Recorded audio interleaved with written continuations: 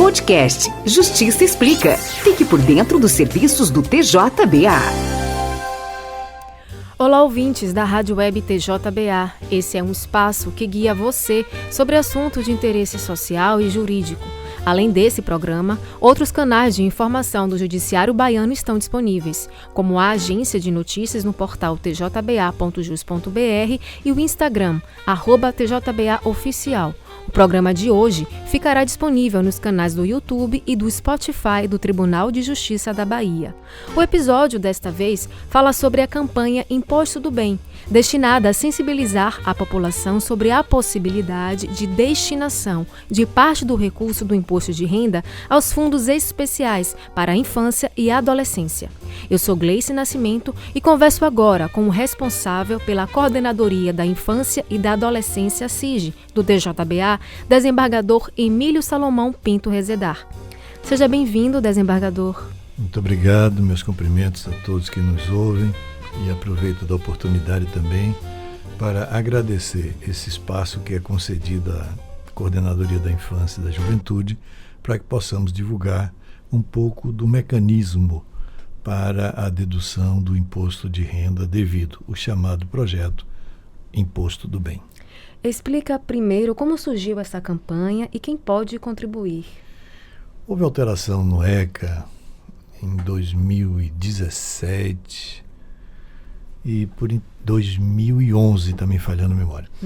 E o artigo 260 do Estatuto da Criança e do Adolescente, então, passou a permitir que quem vai pagar o imposto de renda possa deduzir do imposto devido um percentual. Pessoa física pode deduzir 3% para os fundos dos direitos da criança e do adolescente. E pessoa jurídica pode deduzir até 1% do imposto devido. Para o contribuinte, imagino que é interessante, porque em vez de recolher o valor total ao Tesouro, ele pode escolher destinar parte desse recurso para iniciativas sociais da própria cidade. Isso traz, Excelência, uma sensação de pertencimento, de estar cuidando também do local em que ele vive, correto? Corretíssimo. Um sentimento de colaboração, um sentimento de ajuda, um sentimento de apoio a quem necessita. E observe, apoio, colaboração e ajuda sem nenhum esforço financeiro. Por quê? Porque nós vamos pagar o imposto de renda. Eu costumo dizer, nessas minhas andanças aí pelo interior, ou então em reuniões remotas que tenho feito abordando a temática, no momento em que é protocolada a declaração do imposto de renda e calculado o valor do imposto, aquele valor já não mais nos pertence. Ele é um valor que está conosco até o dia do pagamento do imposto. Então, nós vamos pagar o imposto de qualquer sorte, não tem para onde correr.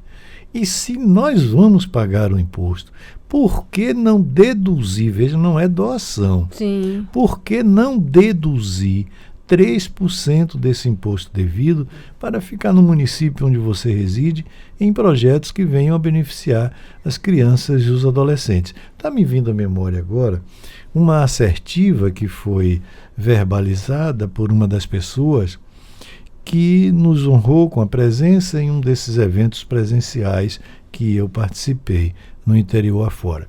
E a pessoa virou e disse: olha, não, Salomão, porque eu vou pagar mais 3%, então eu vou onerar mais ainda a minha vida. É um tributo a mais que virá incidir nos meus rendimentos. Eu disse não.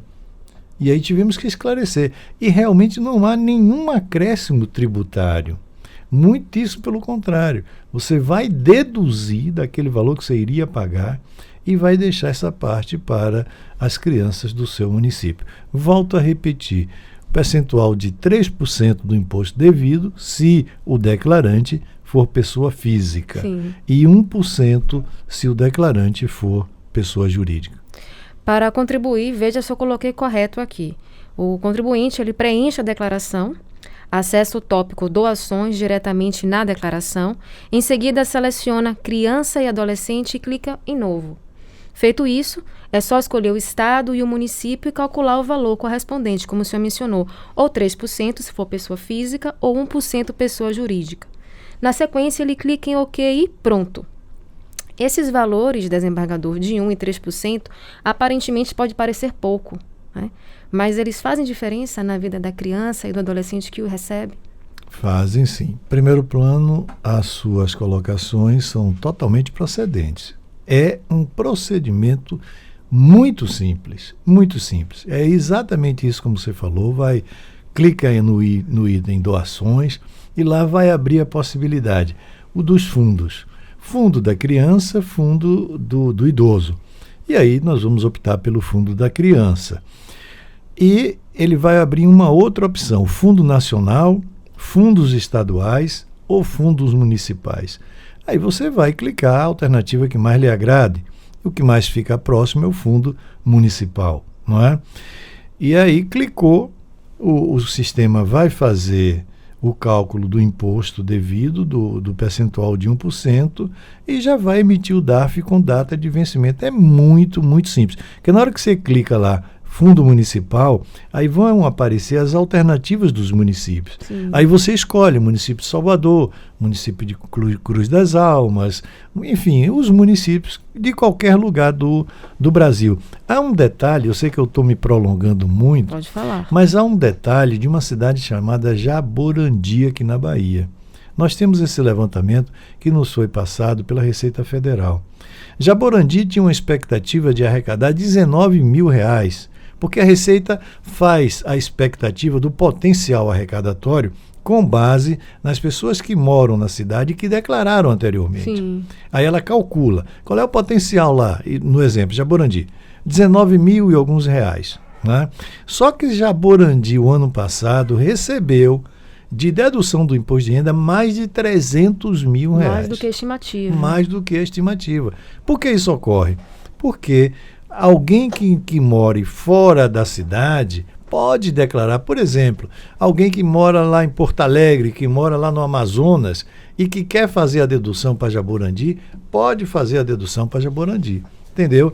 Então, é isso que ocorre. E me permita falar também que eu mencionei o fundo do idoso. Sim, as pessoas têm me perguntado muito pelo interior. Eu vou escolher um fundo ou outro? Há incompatibilidade? Se eu deduzir a um fundo, eu posso deduzir ao outro? Não há incompatibilidade nenhuma. Você pode escolher um ou pode escolher os dois conjuntamente. Você pode deduzir até 6%. 3% para o fundo do idoso e 3% para o fundo da criança. Perfeito. Nós temos alguns municípios na Bahia que não regularizaram o fundo e, infelizmente, não vão poder receber. Nossa. Exemplo típico, Bom Jesus da Lapa, que tem uma estimativa de arrecadação que vai aí para mais de 500 mil reais. E as pessoas não vão poder doar porque Bom Jesus da Lapa não regularizou o fundo. Exemplo de Itaém. Itaém, ao invés de botar o nome Fundo das Crianças e dos Adolescentes, colocou Conselho das Crianças e Adolescentes. Então, você veja que é uma particularidade mínima.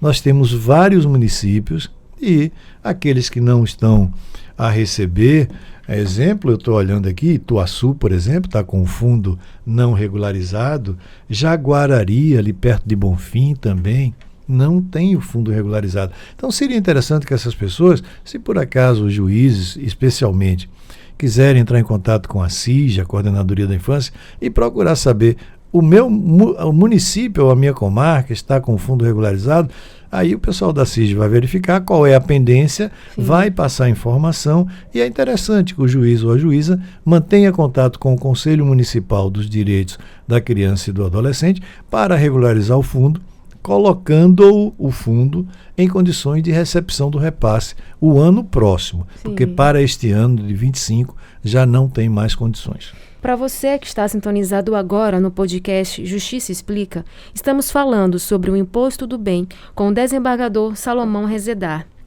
Falando agora, Excelência, sobre as ações da coordenadoria que vem levando, né, essas mensagens. Barreiras, Alagoinhas, Catu, Cruz das Almas. Como é que tem sido essa troca de informações? O senhor está sentindo que a CIJ tem conseguido plantar essa sementinha em prol das crianças e dos adolescentes? Temos, sim, temos. E só para dar uma ideia, Lauro de Freitas, potencial arrecadatório de Lauro de Freitas é, em números redondos, R$ 8.160.466,97. Sabe quanto arrecadou ano passado? Quanto? Este ano, quando foi repassado de Lauro de Freitas, 24.400 e poucos reais. Então, você abre assim para a cidade tipo Lauro de Freitas, com 8 milhões, parece um valor significativo. Para mim é um valor significativo. Mas para o orçamento anual do município como Lauro de Freitas, representa pouca coisa. Só que, se os munícipes que declaram e deduzam o imposto de renda para Lauro de Freitas assim o fizerem, o administrador de Lauro de Freitas, ele não vai ter a preocupação de investir outros recursos na área da infância, porque a área da infância já vai estar alimentada com recursos próprios. E as pessoas, só me permita, as pessoas têm me perguntado assim: Salomão, eu não gosto do prefeito, não simpatizo com o prefeito, eu não vou querer ajudar. Porque as pessoas ouvem fundo municipal, ouvem falar Conselho Municipal dos Direitos da Criança e do Adolescente. Mas vejam bem, esse dinheiro não vai para a prefeitura. Esse dinheiro é uma verba carimbada que só pode ser aplicada na seara infanto-juvenil, com as crianças e os adolescentes. Quem é que gera esse dinheiro? É o Conselho Municipal dos Direitos da Criança e do Adolescente, composto de forma igualitária, de forma paritária, por membros da sociedade e membros indicados pela prefeitura. Então, é algo que não vai para a prefeitura, é recurso que fica com o Conselho Municipal, aplicado diretamente na área infanto-juvenil. E tem a fiscalização do Ministério Público. Desembargador, o prazo final para a entrega da declaração do Imposto de Renda 2025, ano base 2024, vai até 30 de maio. Deixe uma mensagem para os nossos ouvintes da capital e do interior, reforçando a importância de participar, não doar, mas deduzir parte do imposto para essa campanha. Isso. Nós estaremos aí, ou temos até o dia 30 de maio, a oportunidade de ajudar quem tanto necessita, quem tanto pede, quem tanto estende a mão, porque uma criança que muitas vezes está no abrigo, ela não está sendo visualizada pela sociedade, mas ela está lá suplicando ajuda, o apoio para progredir na vida. Não é? Da mesma forma que os nossos filhos estão aí progredindo, elas também têm potencial e, portanto, merecem essa oportunidade da vida. E você que vai declarar imposto de renda, você que vai pagar, por que não ajudar? É aquela velha pergunta que eu volto a repetir, se já falei, se não, falo pela primeira vez. Se vai pagar, por que não deixar 3% ou 1% no município onde reside? Então a mensagem que deixo, me permite eu usar essa terminologia: vamos livrar os homens do futuro. A vida há um dinamismo. Daqui a uns dias alguém vem sentar na cadeira que hoje eu ocupo no tribunal. E se a gente der oportunidade a esses meninos que estão aí a reclamar, a pedir, a suplicar ajuda, eles estarão aqui sim me substituindo e substituindo outros colegas desembargadores, livres das consequências danosas da delinquência. Então, se queremos uma sociedade harmoniosa para os nossos filhos e os nossos netos, cuidemos das crianças de hoje. Uma pergunta que eu esqueci de fazer. Para quem quer acompanhar o retorno desse investimento, tem um caminho prático, Excelência? Tem. Isso é muito importante e nós já estávamos finalizando, mas você, com a inteligência e a oportunidade próprias, me fez lembrar. É o que eu tenho dito. Nós temos que pedir à sociedade que ajude, mas nós temos que dar a ela, a sociedade, uma resposta. Olha, o fundo recebeu tanto e esse tanto foi aplicado dessa forma, porque assim os fundos adquirirão credibilidade maior para, no ano subsequente, receber um repasse bem mais significativo. Perfeito. Querido ouvinte, o podcast Justiça Explica fica hoje por aqui. Lembrando que no canal do YouTube e no Spotify do PJBA você encontra episódios de outros podcasts, como o Saiba Mais e o Conhecendo o Judiciário. Até a próxima!